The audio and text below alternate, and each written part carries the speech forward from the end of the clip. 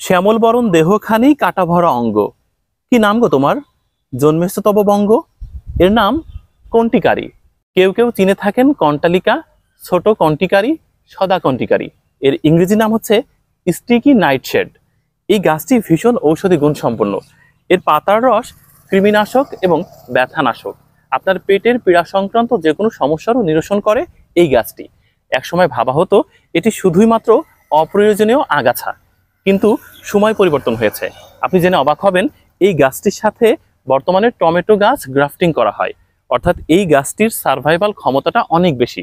বছরের অধিকাংশ সময় টমেটো পেতে এই গাছের সাথে গ্রাফটিং করা হয়। টমেটো গাছের দেহের অর্ধেকাংশ কেটে এই গাছের অর্ধেক কেটে এর সাথে জোড়া লাগিয়ে দেওয়া হয়। তারপর এই গাছের যে ক্ষমতা, সেই ক্ষমতাটাই পেয়ে থাকে টমেটো গাছ।